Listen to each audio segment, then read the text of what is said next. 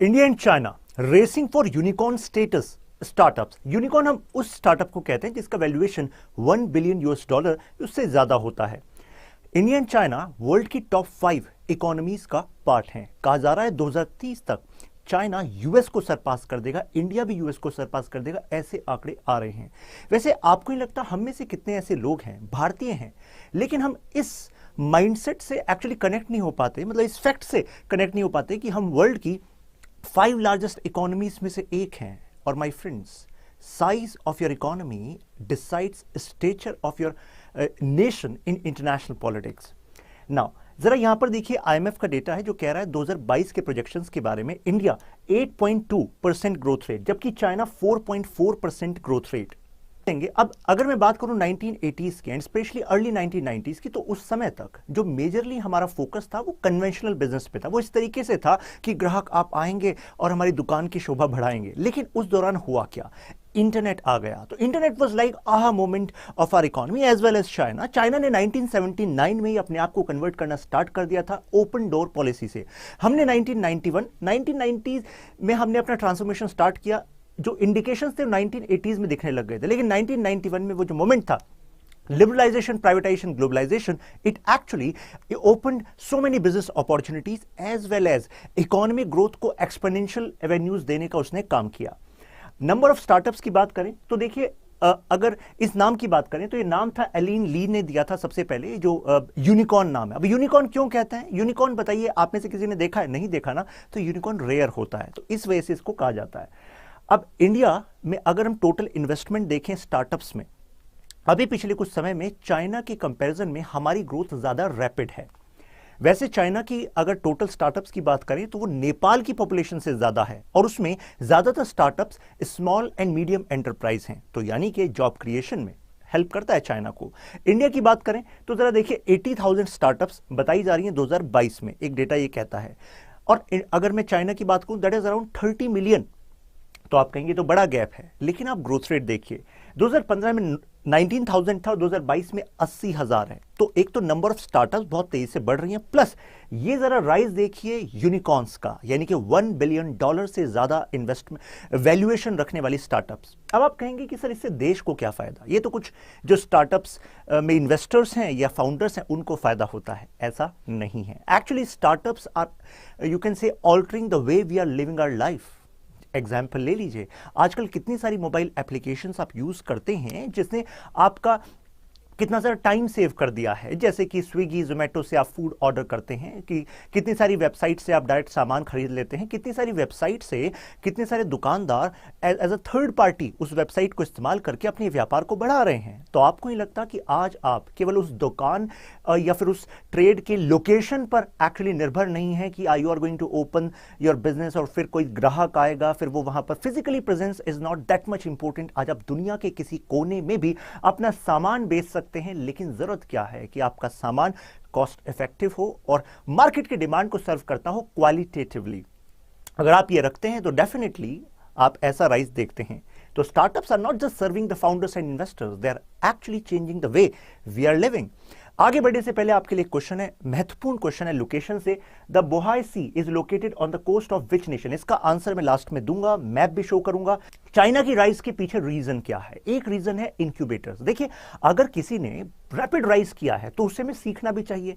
तो चाइना ने इंक्यूबेटर्स बहुत तेजी से पुश किया। आप कहेंगे सर ये इंक्यूबेटर क्या होता है? इंक्यूबेशन समझते हैं आप?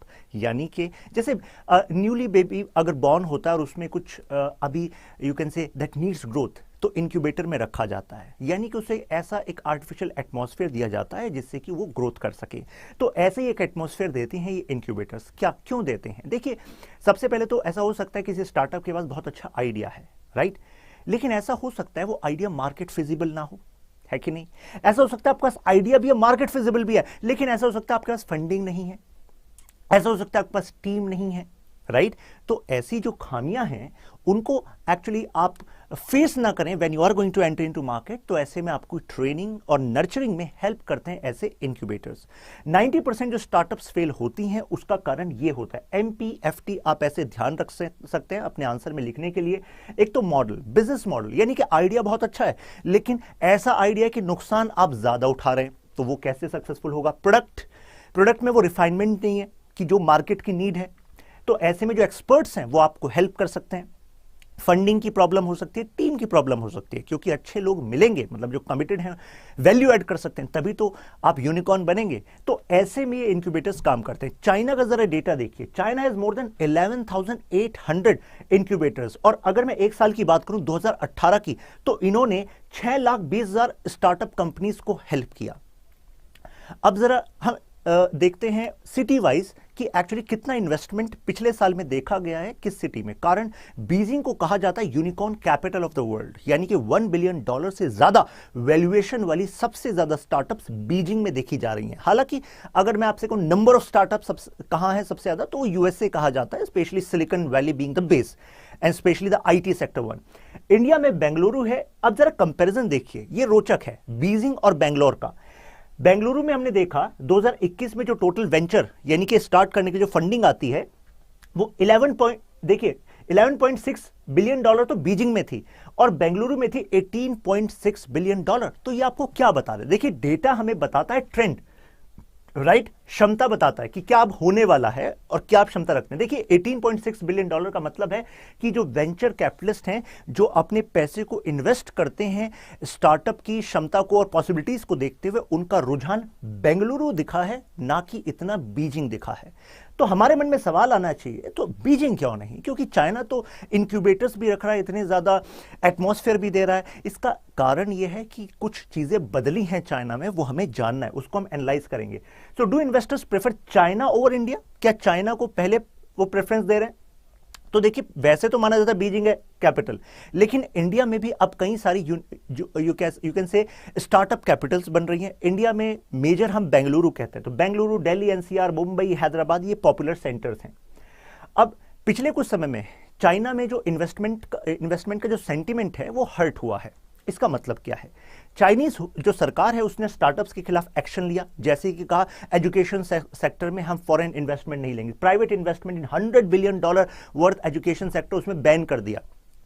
चाइना को लगा कि बाहर से इन्वेस्टमेंट आएगा एजुकेशन सेक्टर में, तो इन्वेस्टर जो है चाइना की जो एजुकेशन स्टार्टअप है उसके करिकुलम में इंटरवीन करेंगे। तो हो सकता है वो ऐसी चीजें पढ़ाने लग जाए चाइना के स्टूडेंट्स को जो चाइना की जो सिस्टम है, चाइनीज कम्युनिस्ट पार्टी का ऑथोरिटेरियन रिजीम, उस पर क्वेश्चन करने लग जाए। तो शी जिनपिंग रिस्क नहीं लेना चाहते। शी जिनपिंग ने कहा कि हम तो चांस ही नहीं लेंगे, हम तो बैन करते हैं इन्वेस्टमेंट।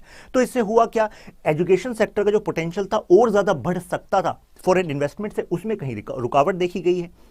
दूसरा, जो आपकी जैसे उबर होती है ना, तो इसी तरीके से जैसे दीदी चौकसिंग, तो ये एक स्टार्टअप है। तो इसने क्या करा कि अपने ऑपरेशंस को फर्दर एक्सपेंड करने के लिए यूएस में आईपीओ लॉन्च किया। आईपीओ यानी कि इनिशियल पब्लिक ऑफरिंग, कि भाई अपने कंपनी की होल्डिंग का एक हिस्सा कहा कि चलो हम यूएस के शेयर बाजार में रखते हैं, छोटे छोटे पार्ट बना देते हैं, यूएस के इन्वेस्टर्स उसमें पैसा लगाएंगे, तो वो पैसा हमारे पास आएगा, उस पैसे से हम अपने बिजनेस को और ज्यादा एक्सपेंड करेंगे। तो अच्छी बात थी। लेकिन चाइना ने कहा अच्छा, मतलब अगर यूएस के इन्वेस्टर्स आपकी कंपनी में इन्वेस्ट करेंगे तो वो आप अगर मेजर इन्वेस्टमेंट उनका आ गया, मतलब 10% से ज्यादा भी आ गया, तो ऐसे में वो बोर्ड के डिसीजंस को इन्फ्लुएंस कर सकते हैं।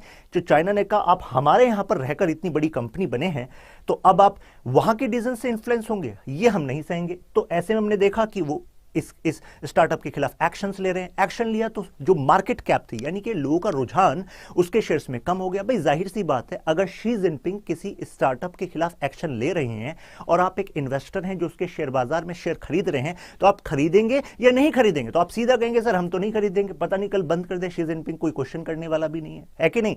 तो ऐसे में इन्वेस्टमेंट सेंटीमेंट हर्ट हुआ। तो जिन लोगों ने इस कंपनी में पैसा लगाया था, अदर इन्वेस्टर्स ने, तो उन्होंने कहा तो हमें नुकसान हो गया, राइट? तो अदर इन्वेस्टर्स भी अब चाइना की स्टार्टअप्स में पैसा लगाने से पहले 100 बार सोचेंगे कि नहीं सोचेंगे? बिल्कुल सोचेंगे। दूसरा एग्जांपल लीजिए एक और, अलीबाबा के फाउंडर जैक मा। तो अलीबाबा ने जब अपने आप को एक्सपेंड करना स्टार्ट किया, और वहां पर स्पेशली यही जंक्चर आया जब उन्होंने यूएस में अपने आप को एक्सपेंड स्टार्ट किया, तो फिर हमने देखा कि अलीबाबा के खिलाफ एक्शन हो गया। आंट कॉर्पोरेशन जो उन्होंने बनाई उसके खिलाफ एक्शन हो गया, कितने टाइम तक वो दिखे नहीं। तो ऐसे में इन्वेस्टमेंट सेंटीमेंट हर्ट हुआ है। तो अब जो इन्वेस्टर्स हैं उनको दिख रहा है कि भाई नए नए सोल्यूशंस हमें लाने होंगे। इंटरनेट की ड्राइवर बन गया है ग्रोथ का, तो India is actually providing that potential. तो क्यों ना अब अपना पैसा इंडिया की तरफ डाइवर्ट करें। तो ये हमारे लिए एक पॉजिटिव साइन है हमारे यूथ के लिए। लेकिन हमें करना क्या होगा? We should skill ourselves up, right? अब इंडिया में ऐसा क्या है जो फेवरेबल है? सबसे बड़ी चीज जो इन्वेस्टर्स चाहते हैं और स्टार्टअप्स भी चाहते हैं, वो चाहते हैं स्टेबल रेगुलेटरी एटमॉस्फेयर।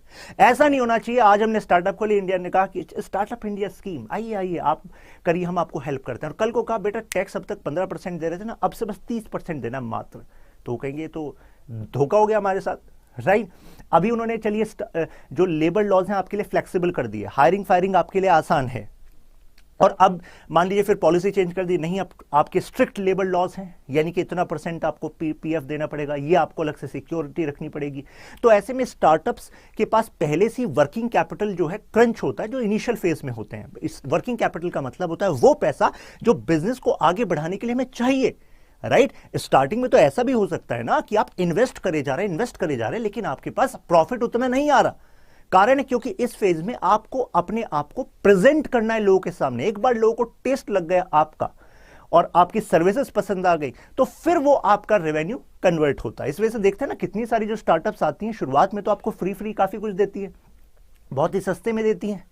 आप ऑर्डर करते हो ब्लिंकिट, ज़ेप्टो, किसी भी ऐप से, तो कई बार आप ऑर्डर करते हो 5 चीज़ आती हैं, 6 चीज़ आप सोचते हो ये गलत ऑर्डर किसी और का तो नहीं आ गया, फिर आप ओपन करते हो वो कहते हैं कि this is a gift for you. तो ये गिफ्ट वगैरह क्यों कर रहे हैं वो? क्योंकि जिससे कि आपको आदत लग जाए कि हाँ मेरे लिए सबसे ईज से सामान लाना वहां से है।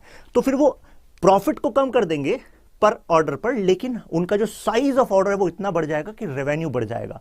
तो ऐसे में उनको स्टेबल एटमॉस्फेयर भी चाहिए, राइट? वो इस रिस्क को कि प्रॉफिट को कम कर देंगे, स्टार्टिंग में लॉस ले लेंगे, वो इसलिए कर पा रहे हैं क्योंकि उन्हें पता है कि ये स्टेबल एटमॉस्फेयर रहेगा, यही रूल्स रहेंगे फिलहाल कुछ सालों के लिए। तो हाँ, इन्हीं रूल के हिसाब से हम पॉलिसी बनाते हैं। तो this is in India's favour. तो अपने आंसर में रखिएगा एक ये पॉइंट। इसके बाद टेक टैलेंट इंडिया में मौजूद है, चाहे तो B2B बिजनेस की बात करें, B2C। B2B का मतलब है बिजनेस टू बिजनेस। कई स्टार्टअप्स ऐसी होती हैं वो डायरेक्ट कस्टमर्स को नहीं कोई प्रोडक्ट सर्विस देती, वो बिजनेसेस को देती हैं। फॉर एग्जाम्पल, आपकी एक स्टार्टअप है जो ERP सोल्यूशन देती, मान लीजिए कोई ऐसी आपने सॉफ्टवेयर बनाया जो अकाउंटिंग आसान कर देती है। तो अब जरूरी नहीं है कि आप घर घर जाके कह रहे हैं देखो आपके घर का जो खर्चा बजट मैनेज है वो इस अकाउंटिंग सॉफ्टवेयर से करिए। वो कहेंगे भाई हमें तो इसका कोई काम नहीं है, भाई यार स्टार्टअप हो आप, मुझे तो इसका कोई काम नहीं है, फर्जी का अपना प्रोडक्ट बेचने की कोशिश कर रहे हो। लेकिन यही प्रोडक्ट आप कंपनीज के पास लेके जाएंगे, शॉप ओनर्स के पास लेके जाएंगे, वो कहेंगे क्या बात है, बहुत चीज आपने आसान कर दी। तो हमारे पास वो टेक टैलेंट है जो सॉफ्टवेयर को बनाने के लिए चाहिए। B2C में भी हमारे पास है, business to customer, direct customer के लिए। पब्लिक इंफ्रास्ट्रक्चर, यानी कि जो गवर्नमेंट द्वारा हमें डिजिटल इंफ्रास्ट्रक्चर चाहिए, क्योंकि जब भी आप कोई काम करते हैं तो आपको फॉर्मेलिटीज जो पूरी करनी पड़ती है, तो ऐसे में गवर्नमेंट भी उसको आपके लिए ईज करने पर लगी हुई है। जैसे कि ई-बिज पोर्टल, अभी मैं स्कीम्स की भी बात करूंगा कि कौन कौन सी स्कीम्स भारत ने स्टार्टअप के लिए शुरू करी। मार्केट साइज हमारे पास अच्छा है। कारण क्या है? देखिए याद रखिएगा कुछ ऐसे टर्म्स जो आपको डायरेक्ट आंसर में इस्तेमाल करने, जैसे मोदी जी कहते हैं कि देखिए हम वर्ल्ड के सबसे लार्जेस्ट डेमोक्रेसी हैं, हमारे पास डेमोग्राफिक डिविडेंड भी है, राइट? तो कहने का डेमोग्राफिक डिविडेंड मतलब हमारे पास यंग पॉपुलेशन भी, यंग पॉपुलेशन आपके स्टार्टअप में काम भी करेगी और आपके चीजों को खरीदेगी भी। तो हमारे पास लेबर भी है और हमारे पास कंज्यूमर भी है, और यही तो किसी भी इकोनॉमिक सिस्टम में एक्चुअली रिवाइवल के लिए जरूरी होता है, या वो नेक्स्ट स्टेज में जाना चाहता है ग्रोथ के, तो उसके लिए जरूरी होता है, तो वो हमारे पास है, राइट?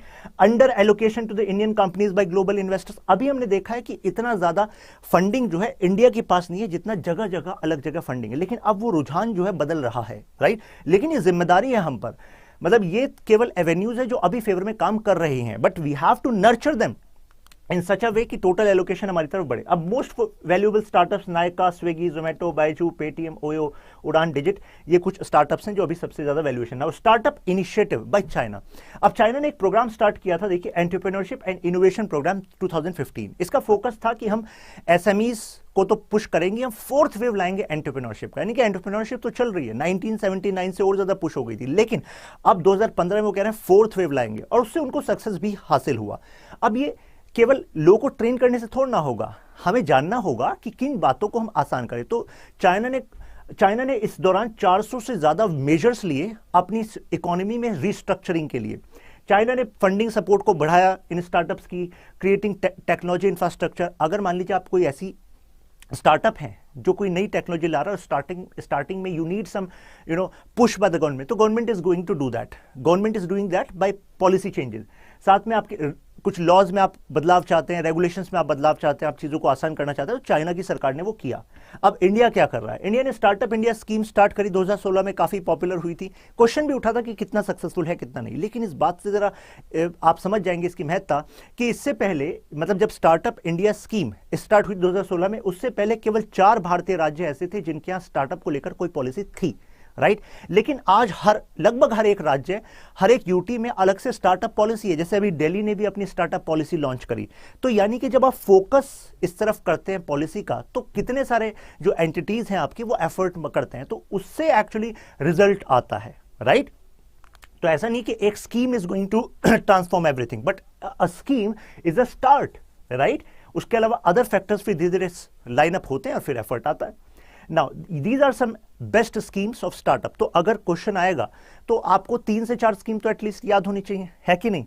तो स्टार्टअप इंडिया इनिशिएटिव तो है ही, साथ में multiplier grant scheme, e-biz portal, credit guarantee fund for micro and medium enterprises, small enterprises, Atal incubation centre, software technology park. अलग से एसटीपीआई एक ऑर्गेनाइजेशन है जिसका काम ही है कि हमारे यहाँ सॉफ्टवेयर इन्वेस्टमेंट तो तब आएगा ना जब स्टार्टअप जो सॉफ्टवेयर जो स्टार्टअप्स हैं उनके लिए अलग से हम जगह एलोकेट करेंगे कि यहाँ पर इनको आसानी से बिल्डिंग मिल जाएगी, काम मिल जाएगा।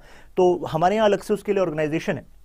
Scheme for support of international patent protection, जैसे कि आपने कोई पेटेंट रजिस्टर किया, ठीक है, आपने रिसर्च की, रिसर्च पर आपने पैसा लगाया, लेकिन यू वांट कि ये पेटेंट सुरक्षित हो आपके लिए केवल भारत में नहीं बाहर भी, तो you have given, government is giving you that support. ऐसी मुद्रा बैंक, डेयरी के लिए अलग से सरकार ने इंफ्रास्ट्रक्चर फंड रखा है। तो कहने का मतलब है government is doing effort and these are actually bringing result, right. Now the Bohai sea is located on the coast of which nation? अब जरा आंसर बता दीजिए कमेंट्स में।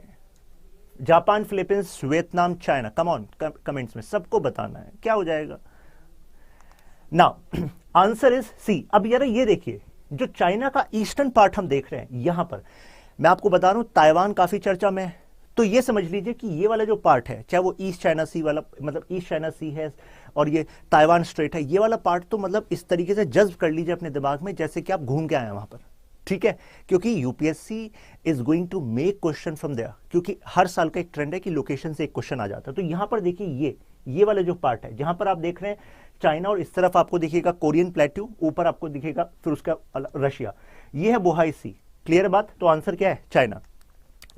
अब जरा मेंस का क्वेश्चन देख लीजिए, ठीक है। Startup ecosystem in India is becoming key pillar of bringing resilience and rapid growth. तो जो स्टार्टअप इकोसिस्टम इंडिया में हमने क्रिएट कर रहे हैं, तो एक्चुअली वो रेजिलेंस भी ला रहे हैं। रेजिलेंस का मतलब है कि अगर कोई डाउनफॉल आता है वर्ल्ड इकोनॉमी में और अगर हमारे पास स्टार्टअप्स रोबस्ट बन गए हैं, तो एक्चुअल में हमारी इकोनॉमी रेजिलेंट होगी। हमारे यहाँ जॉब लॉसेस इतनी तेजी से नहीं होंगे, हमारे यहाँ जो इकोनॉमी है वो एक फेज में रहेगी, मतलब एक स्टेबल फेज में रहेगी, इतना ज्यादा शॉक नहीं लेगा। और रैपिड ग्रोथ के लिए भी स्टार्टअप जरूरी है।